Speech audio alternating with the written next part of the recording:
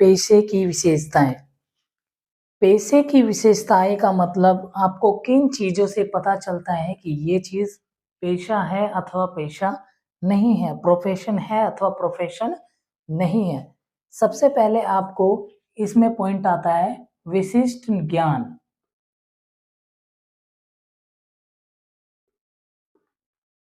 विशिष्ट ज्ञान होना चाहिए आपको, नॉलेज होना चाहिए,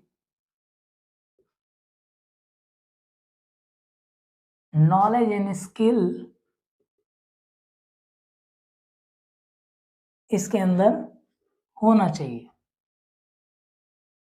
नॉलेज एंड स्किल का मतलब क्या होता है? अगर मान लो आपको किसी बड़ी मशीन को चलाना है जो कि बहुत बड़ी फैक्ट्री में किसी भी चीज़ का प्रोडक्शन करती है, उसका ऑटोमेशन, उसको कैसे स्टार्टअप करना है, कैसे उसको सेकंड पोज पे चालू करना है, कैसे थर्ड फेज पे चालू करना है, या उसको बंद कैसे करना है, उसके सारे फेसेस को समझने के लिए उसको आपको पहले कई सालों तक सीखना पड़ेगा।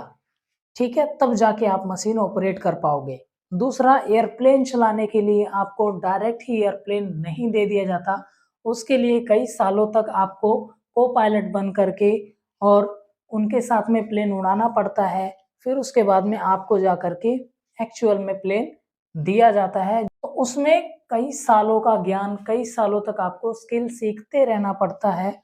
और एक दिन जाकर के जब आप उसमें विशिष्ट हो जाते हो, उसकी सारी नॉलेज पता चल जाती है आपको, तब जा कर के आप पेशे का पेशेवर यानी उसमें प्रोफेशनलिस्ट हो जाते हो। जी हाँ, तो सबसे पहले क्या होना चाहिए? विशिष्ट ज्ञान का होना ज़रूरी होना है। अगर आप डॉक्टरेट कर भी लेते हो और आपको किसी डॉक्टर के साथ में प्रशिक्षण नहीं लेते, उसके साथ में ट्रेनिंग नहीं लेते, एक्सपीरियंस नहीं लेते, तो भी आपको कहीं न कहीं दिक्कत और कहीं न कहीं परेशानियों का सामना करना पड़ सकता है। तो इसीलिए प्रोफ़ेशन के अंदर सबसे पहले जो पॉइंट आता है, विशिष्ट ज्ञान व नॉलेज का होना और स्किल का होना ज़रूरी होता है। दूसरा चीज़ जो आता है आपका प्रशिक्षण एवं अनुभव।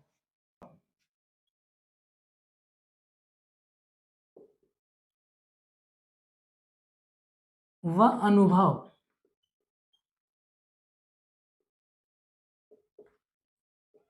प्रशिक्षण एवं अनुभव का होना, इसमें आता है एक्सपीरियंस एक्सपीरियंस एंड ट्रेनिंग।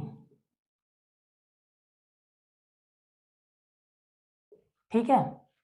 तो इसके अंदर में आपको प्रशिक्षण और ट्रेनिंग और एक्सपीरियंस, ये चीज़ें होना ज़रूरी है, होना चाहिए। अब एक्सपीरियंस और ट्रेनिंग में क्या फ़र्क है?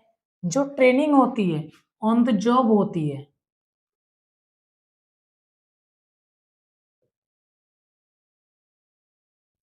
ऑन द जॉब होती है ट्रेनिंग, कि आपको उस चीज़ के लिए ट्रेन किया जाए। मतलब अगर किसी भी ऑपरेशन थिएटर में आप जब देखेंगे किसी का ऑपरेशन हो रहा होता है, तो उसमें कुछ और भी साथ में को जो डॉक्टर होते हैं, जो सीख रहे होते हैं, तो वो ट्रेनिंग ले रहे होते हैं। वो ट्रेनिंग ले रहे होते हैं, उस समय सीख रहे होते हैं वो। किस समय? ऑन द जॉब सीख रहे होते हैं। क्यों? उनके सामने एक डॉक्टर ऑपरेशन कर रहा होता है। बाद में जो सारे जो बाकी डॉक्टर लोग होते हैं, वो उनकी हेल्प करते हैं, देखते हैं और सीखते हैं, तो वो ट्रेनिंग लेते हैं। जो एक्सपीरियंस होता है, ये एक्सपीरियंस होता है जिसमें आप सेल्फ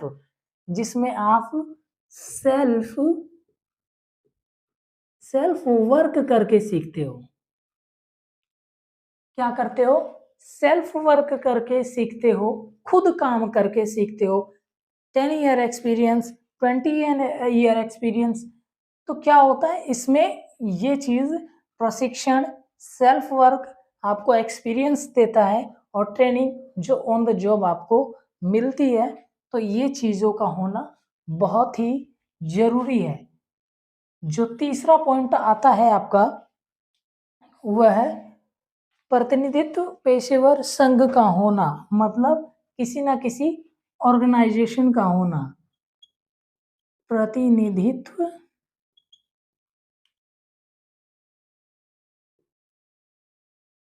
संघ का होना। अब ये क्या चीज़ है? प्रतिनिधित्व संघ। किसी न किसी ऑर्गेनाइजेशन से संबंधित, किसी न किसी एस्टेब्लिश्ड ऑर्गेनाइजेशन से संबंधित होना चाहिए भैया। जो प्रतिनिधित्व का होना किसी न किसी ऑर्गेनाइजेशन से संबंधित रखना होना चाहिए, कहीं न कहीं से सीखे हुए रहना चाहिए। जैसे मान लो अगर आपने कोई प्रशिक्षण लिया, कोई डॉक्टरेट की, कोई आपने टीचर की आपने ट्रेनिंग ली, कहाँ से ली? उस ऑर्गेनाइजेशन का होना, उस प्रतिनिधित्व संघ का होना बहुत ही ज़रूरी है। अगर आप कहते हैं मैं भैया एबीसीडी ऑर्गेनाइजेशन से सीख के आया हूँ, तो कौन सी एबीसीडी? एबीसीडी ऑर्गेनाइजेशन कोई है ही नहीं। ऐसी ऑर्गेनाइजेशन से सीख के होना जिसका कहने का मतलब है कि जिससे आपकी प्रशिक्षण का, आपकी ट्रेनिंग का, आपके पेशेवर का पता लगे। अगर एक डॉक्टर कहता है कि मैं किसी अमेरिका से सीख करके आया हूँ और आपको वहाँ पे मिलता भी है कि हाँ, ये जो सर कह रहे हैं या फिर ये जो डॉक्टर साहब कह रहे हैं, ये सही कह रहे हैं क्योंकि वहाँ पे उन्होंने उनकी सर्टिफ़िकेट मिला हुआ है और वो नेट पे आपको उनका सर्टिफ़िकेट मिल जाता है, तो वो क्या होता है प्रतिनिधित्व संघ का होना। और ऐसे ही आप कोई लप्पू-झन्ना किसी भी कंपनी का या किसी भी हॉस्पिटल का नाम बता देते हो, तो ऐसे में क्या होता है आप उस समय गलत ठहरा जाते हो और किसी न किसी को अगर गलत दवाई दे देते हो या किसी को गलत ट्रीटमेंट कर देते हो, तो उस समय आप पे काफ़ी सारी जो चीज़ें मुसीबतों का सामना करना पड़ सकता है। तो जो भी चीज़ सीखते हो पेशेवर के अंदर में, पेशेवर जो बनते हो, तो उसमें एक मेन ऑर्गेनाइज़ेशन का होना ज़रूरी है और मेन ऑर्गेनाइज़ेशन का होना ज़रूरी है, जो कि आपकी रेपुटेशन को बताता है कि आपने कहाँ से प्रशिक्षण लिया है, आपने कहाँ से अपनी ट्रेनिंग करी है। ये चीज़ आपको प्रतिनिधित्व संघ आपका ऑर्गेनाइज़ेशन का नाम आपको टाइटल करता है, आपको बताता है। और और जो अगला पॉइंट आता है आचार संहिता। आचार संहिता होता है कोड ऑफ कंडक्ट। आचार संहिता।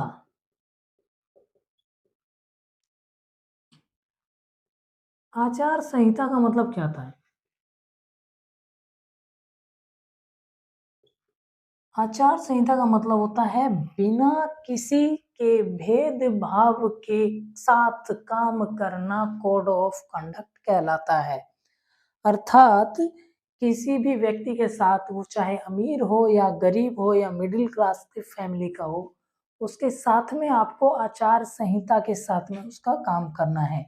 मान लो अगर एक आप डॉक्टर हो, तो डॉक्टर में सबसे ज़्यादा आचार संहिता लागू होती है कि ईमानदारी के साथ में लोगों का ट्रीटमेंट करना है, जो आपका मुख्य उद्देश्य होना चाहिए। अगर आप इसमें ये सोचते हो कि गरीब है मरने दो, यदि आप ये सोचते हो कि अमीर है तो इनका ट्रीटमेंट पहले किया जाए, तो ये आप सबसे ये ज़्यादा गलत होता है। पेशेवर का मतलब ये होता है कि उसको बिना किसी भेदभाव के उसका जो है ट्रीटमेंट करना, उसको देखना, उसको जो भी है समस्या का निदान करना।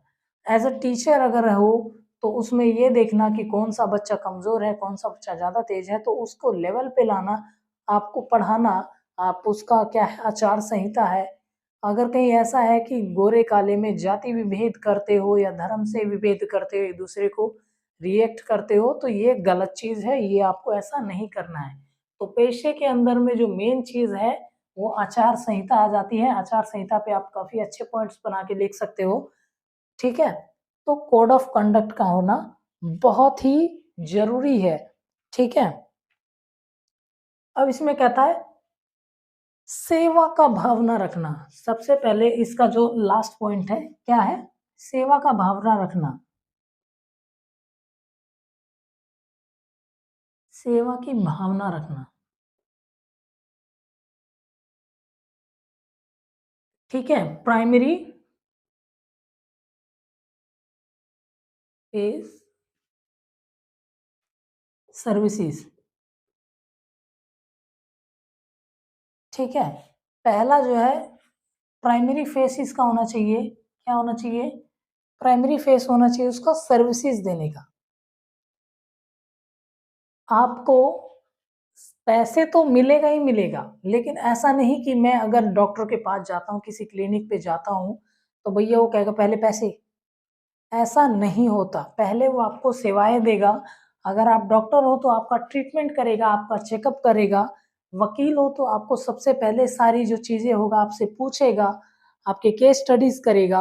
अगर आप ट्यूशन में जाते हो तो पहले पढ़ाएगा, सारे जो क्लासेस हैं आपको वो सारी चीज़ें बताएगा। अगर फर्नीचर मेकर है या फिर किसी भी चीज़ का है, तो ये सबसे पहले वो क्या करेगा, सबसे पहले वो आपका काम करेगा, फिर उसके बाद में आपको पैसे की डिमांड करेगा। और भाव रखने का अर्थ है कि उसका सबसे पहले का उद्देश्य होगा काम करना। पैसे जो वैल्यू है वो बाद में रखेगा। सेवा की भावना रखना। तो ये जो 4-5 पॉइंट है आपका, ये 5 नंबर का ये भी आएगा पेपर में। पेशे की विशेषताएँ बताएँ, कैरेक्टरिस्टिक ऑफ प्रोफेशंस। अ, वे वे पहले सबसे पहला होना चाहिए विशिष्ट ज्ञान का होना, दूसरा प्रशिक्षण व अनुभव का होना, एक्सपीरियंस एंड ट्रेनिंग, इसमें आप लिख सकते हो। तीसरा प्रतिनिधित्व संघ का होना, किसी भी ऑर्गेनाइज़ेशन से जुड़ा होना और किसी भी ऑर्गेनाइज़ेशन से जिससे आपने पढ़ाई किया हो, स्किल नॉलेज या जिससे भी आपने स्टडी किया हो, उनका होना ज़रूरी है। ऐसा नहीं है कि आप फर्जी सर्टिफ़िकेट बनवा कर के और आप ऑपरेशन कर रहे हो, तो ऐसा ये बहुत ही गलत है, इसमें प्रतिनिधित्व संघ का होना ज़रूरी है। आचार संहिता का होना भी ज़रूरी है, किसी से बिना भेदभाव, बिना किसी से जाति गोरे-काले का भेद, अमीर-गरीब की, ये सारा चीज़ें आपको छोड़ कर के उसपे पहले कोड ऑफ कंडक्ट यूज़ करना है, मतलब अपना जो भी काम है वो करना है। सेवा की भावना रख के काम करना है, किसी को ऐसे उसको ट्रीट करना है कि जैसे आप मात्र सेवा कर रहे हो, पैसे तो देगा ही बाद में वो, ठीक है? किसी भी दुकान पे जाते हो, किसी भी जगह पे जाते हो आप, तो सबसे पहले क्या करते हो आप उसको चीज़ लेते हो, वो चीज़ लेने के बाद में आप पेमेंट करते हो। तो ये जो है सेवा की भावना रखना है। तो ये जो बाकी 5 पॉइंट है, ये 5 पॉइंट एज़ अ 5 पॉइंट बिल्कुल आपको रखना पड़ेगा, क्योंकि ये 5 पॉइंट 5 नंबर का आएगा तो एक-एक नंबर का पाँचों पॉइंट हो जाएगा, ठीक है?